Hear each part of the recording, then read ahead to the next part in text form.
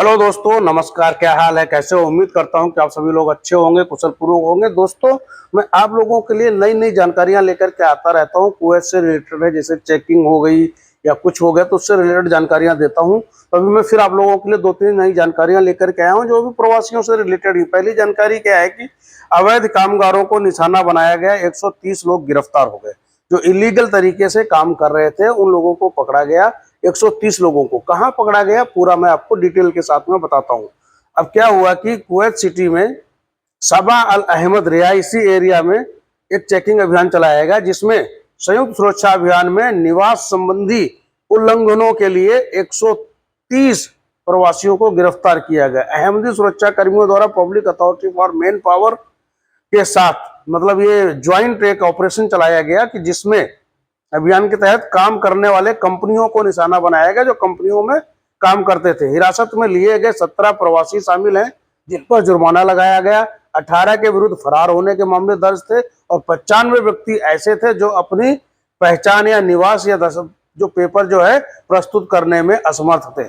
इन सभी लोगों को क्या है कि उनकी चेकिंग की जाएगी दस्तावेजों की। अगर इलीगल पाए जाएंगे तो इन सभी लोगों को फिंगर ब्लॉक करके भेज दिया जाएगा। अगली जानकारी है कि कुवैत में कुछ दिन पहले जलीब अल शेख में चेकिंग हुई थी, और उसमें उसमें जो है कि सारे जो इलीगल रेस्टोरेंट्स थे उनको बंद कर दिया गया था। लेकिन उनमें फिर से दोबारा मतलब बिना परमिशन के दोबारा घुस के काम करने के उद्देश्य से फिर उनको खोला गया। तो उसमें से 6 प्रवासियों को गिरफ्तार किया गया है और उनको तुरंत ही इमीडिएटली डिपोर्ट कर दिया गया। पूरी क्या है जानकारी हम बताते हैं।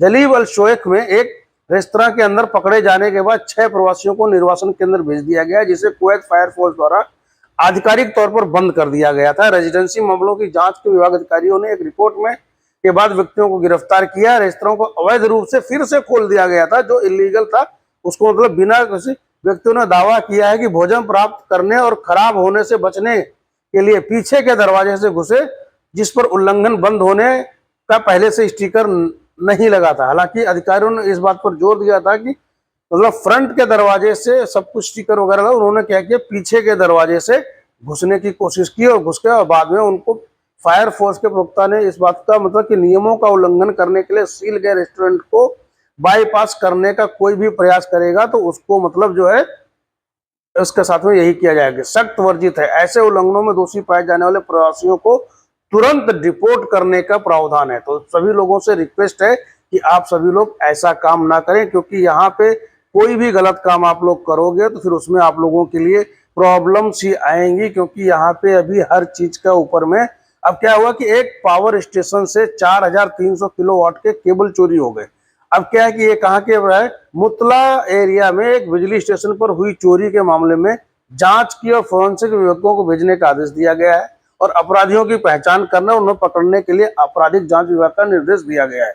मुतला पुलिस स्टेशन ने मामला एक गुंडागर्दी के रूप में दर्ज किया गया है, क्योंकि सुरक्षा सूत्रों ने ये मतलब बात प्रकाश तब में आई जब बिजली और जल मंत्रालय ने कानूनी शोधकर्ताओं के रूप में कार्यरत 39 वर्षीय कुवैती नागरिक ने पुलिस को चोरी की सूचना दी, और मतलब जो है कि विद्युत दोष का और वहां पे जो है उनसे कमी आ रही थी। भेजे जाने के बाद नागरिक मंत्रालय ने आदेश देकर पुलिस स्टेशन पहुंचा लेकर स्टेशन भेज दिया गया। उसके बाद निरीक्षण से पता चला कि अज्ञात व्यक्तियों ने मुतला एरिया में N2 क्षेत्र में ब्लॉक 4 में स्टेशन नंबर 200 में हाई वोल्टेज केबल काटकर उन्हें चुरा लिया और था, और स्टेशन के 4 ट्रांसफार्मर भी चुरा लिए थे। जो केवल 7 ट्रांसफार्मर है और 28 केबल है। प्रत्येक केबल की लंबाई 7 मीटर और आकार 630 मिलीमीटर है, जिसका आयातित मूल्य जिसका व्यक्तिगत मूल्य 194 KD है, और कुल अनुमानित नुकसान 4300 दिनार का है। तो ये दोस्तों